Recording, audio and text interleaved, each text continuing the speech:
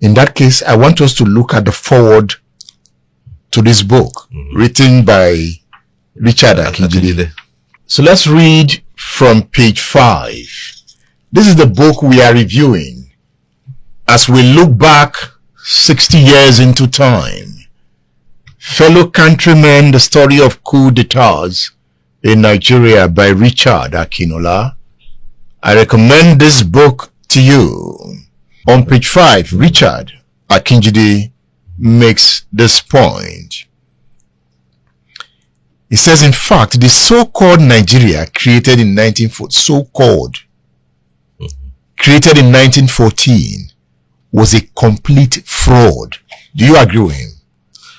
To a large extent. To a large extent. Yes, because there was no consensus. Nigerians were not, or our opinions were not, our forefathers then, their opinions were not sought before Lord Lugard amalgamated North and South. He said it was created not in the interest of Nigeria or Nigerians, but the interest of the British. Yes.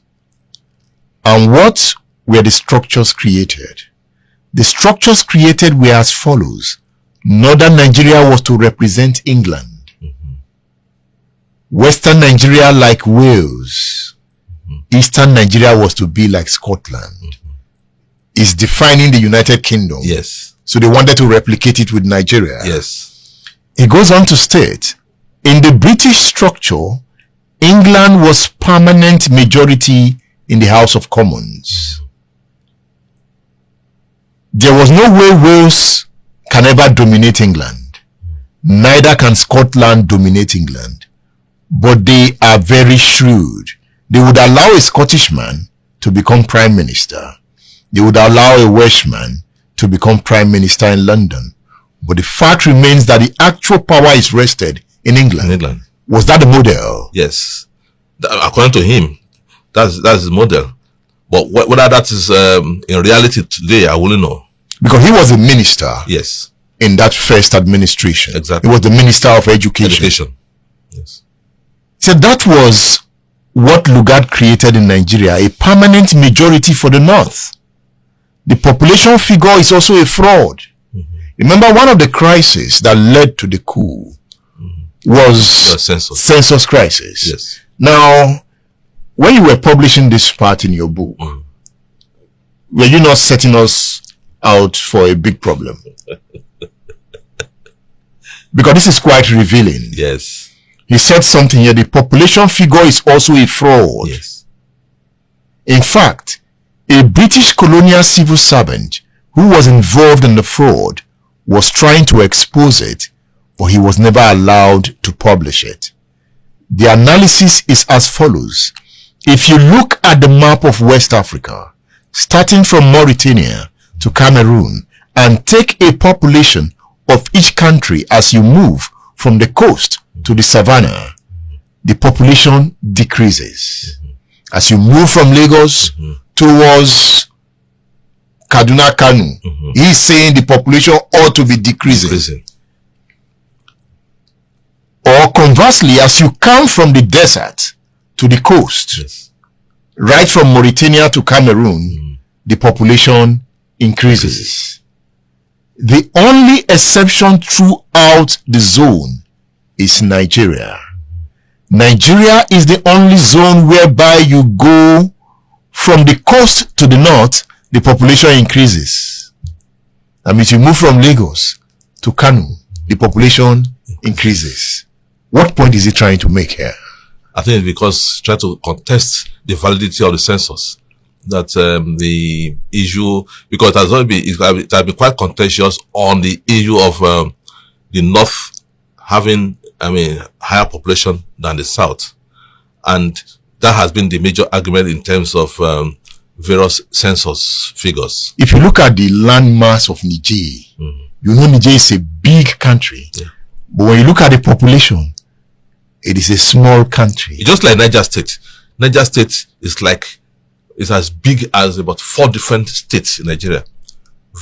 Very large mass, land mass.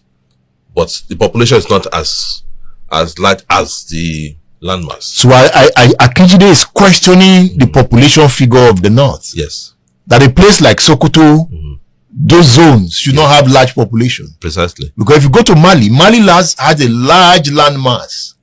I think that was the challenge that led to Tinubu, when he was governor of Lagos, setting up local government development authorities, because officially Lagos has 20 local governments, despite the fact that the population today now will be over 20 million. But I think Kano should have almost double of that number of local governments, and local governments are based on census figures. So I think that's what Akinjide was trying to bring out here. So the point he's saying here, that even the population of Kano is not a realistic figure. Yes. That the population of the North is not a realistic although local Kano is it's a large population, because before it used to be Kano Jigawa. Yeah. Before the creation of Jigawa State. But I'm just using the number of local governments in Kano as an example, or even in some other states. And there are so many states, even in the North, that they have more local governments than Lagos. Lagos officially has 20 before the creation of the local government development authorities. So I think, which is based on census figures. So the census crisis of the 1960s, yes, are even the point Akinjide is analyzing here. Precisely. Because at some point it was a struggle. Yes. The first one came, the South had more population. Yes. They said no, they not rejected it. Yes. And when the second one came, that same trouble. I doubt if there will be any census figure that will be totally acceptable, no matter who is going to superintend over the census. And it seems every president is scared of even embarking on a census. Buhari tried it. It was a hot potato. He dropped it. Then I'm not sure Tinubu is ready for it. Maybe it's only Obasanjo that dared. Yes. But it was controversial. It was controversial. With Tinubu there. And again, Tinubu was fast, was very clever when Obasanjo did his own. You know, Lagos State did its own too at the same time. Yeah. So, okay, that we want to know how many people are actually in Lagos, so that in case there's going to be any controversy tomorrow, and in terms of planning, it makes easier for planning. So he did a good thing that time by, even when Obasanjo was doing his own, he too was doing his own census for Lagos. Do we need to get the census figures right? Precisely. We can't run away from it, because we can't plan without census. Because sometimes you see 70 million names in the voter register. Yes. But at the end of the day, you are having about 40% voting. Yeah, well, that could be attributable to sometimes voter apathy. Sometimes people have traveled, because some registered in Lagos, for example, or some went home to register, and at the time of the election, they are not at home to vote. So that one is there. And of course, don't forget that I think during Jega as INEC chairman, there are some names you see, even foreign names, foreign footballers' names as voters. So all manner of silly things happening during the voter registration. That means we've not been able to get census right from independence. Yes. No, absolutely no. We have not been able to solve that problem. It's a major problem that we have not been able to solve. How come we can't solve a simple problem of counting? Because it's political. And it takes a strong leader to actually hold the bulls by the horn and say, I will do this thing, and whatever happens. Because every president now is trying to be political. Now, there's no way Tinubu can do before next year's election, because election is coming. And of course, it's an exercise with humongous amount of money involved. We're talking about multi-billions for a country that is indebted, indebted to trillions. So where will the money come from? Another point Akinjide makes here is quite interesting. He said, I entered parliament on December 12, 1959. When the North formed a political party, the Northern leaders called it Northern People's Congress, NPC.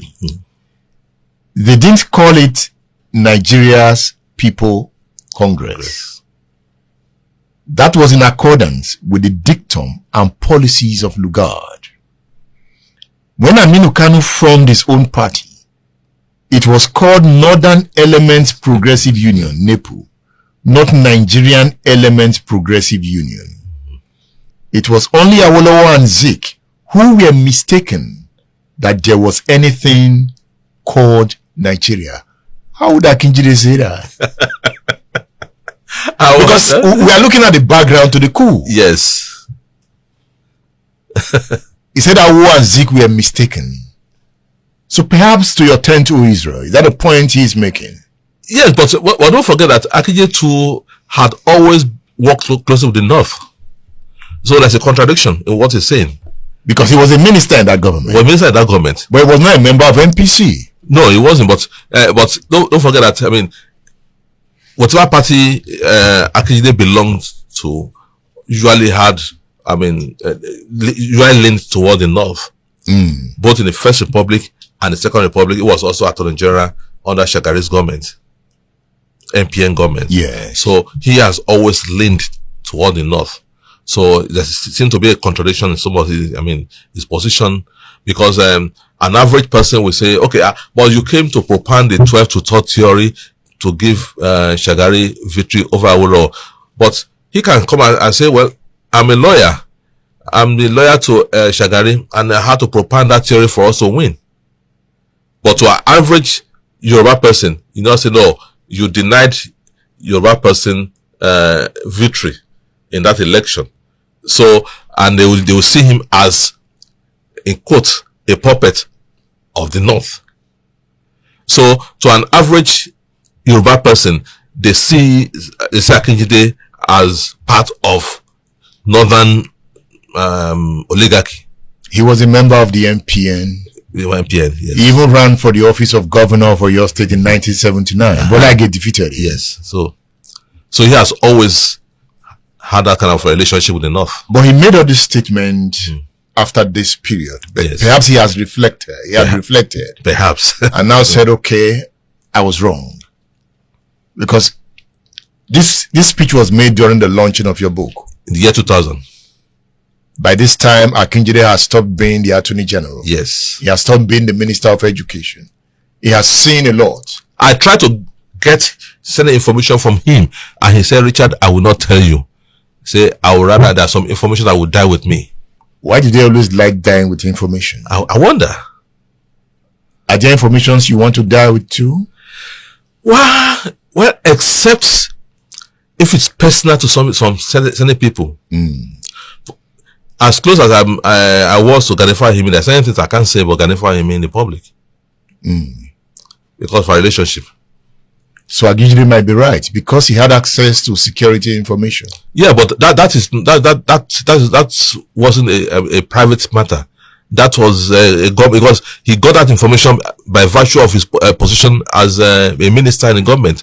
So you cannot deny us that kind of crucial information. It's not a private family matter. But remember, some of this information are still classified.